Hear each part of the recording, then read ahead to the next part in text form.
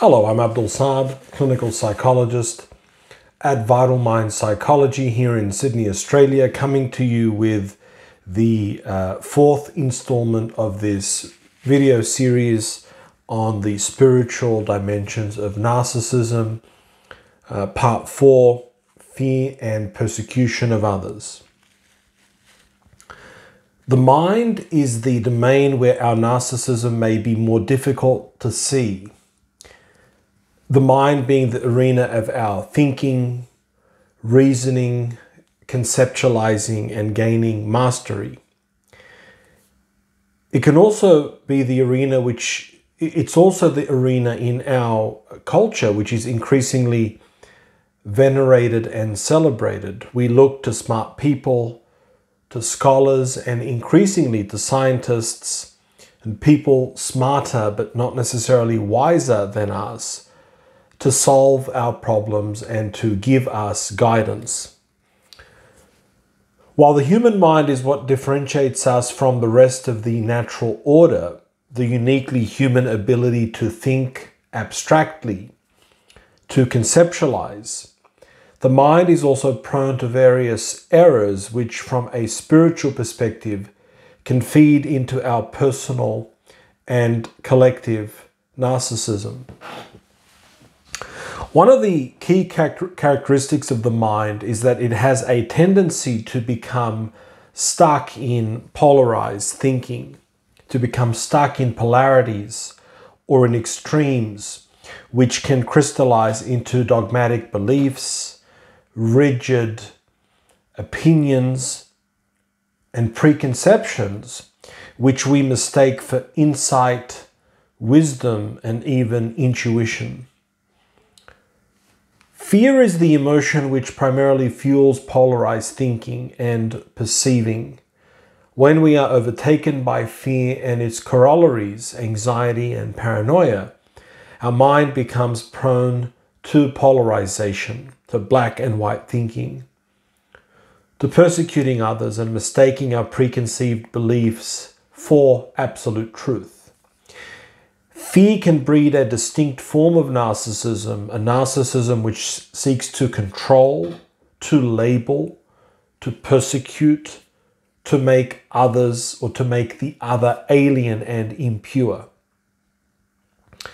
Fear can also lead to a narcissism which arrogates to itself the power to impose these rigid beliefs and dogmas upon others.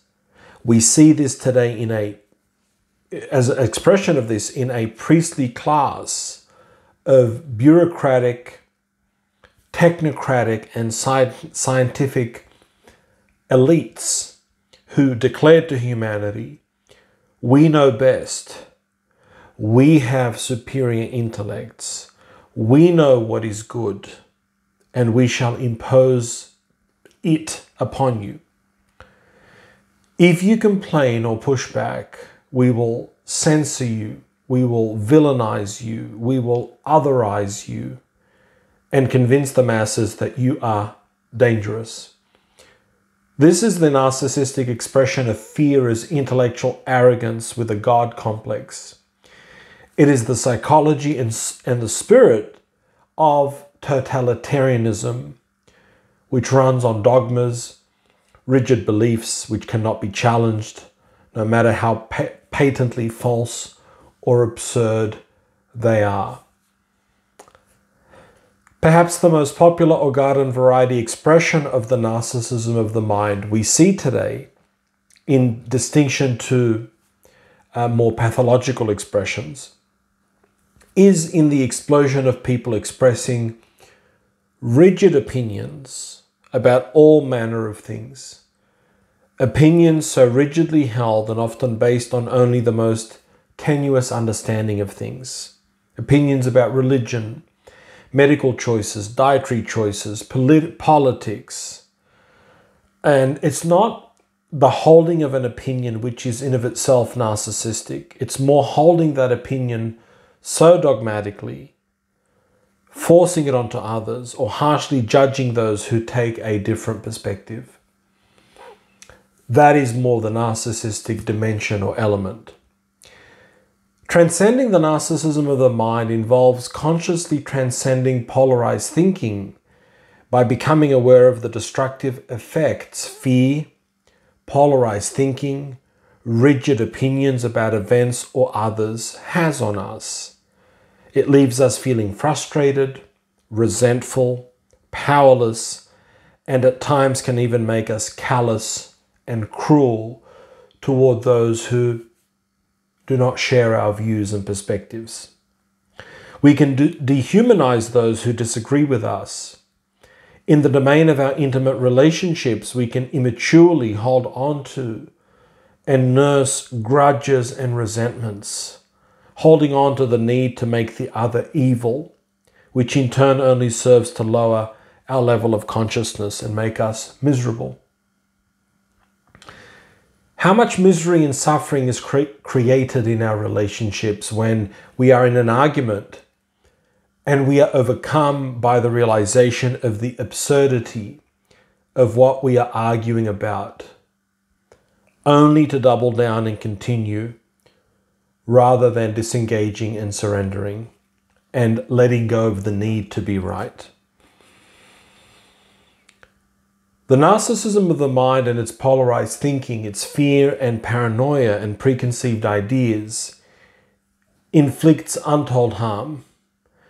Expressions of this can include parental alienation, vexatious litigation, endless family court disputes, where our narcissism can convince us we are the morally superior party while we destroy the mental health of our children in order to get even with someone we are no longer in love with or who is no longer in love with us. Again, nuance and common sense is required here. I'm not saying that anyone stuck in a family court or legal dispute is narcissistic. I am saying these can be expressions of deep and unresolved wounding that in some instances manifest as irrational and disproportionate responses that on the whole do more harm than good. But the mind is the great rationalizer. We can always come up with reasons for why we are right, even as we experience the immense destruction being right is inflicting upon us and those we profess to love. We see the narcissism of the mind expressed at a broader social level by the increasing expression of the modern equivalent of burning people at the stake.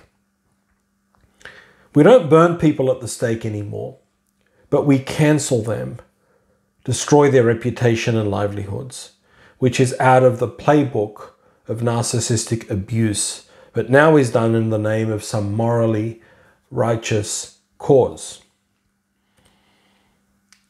How else can we explain the religious fervor with which people hold their views today, their opinions on politics or medicine or health?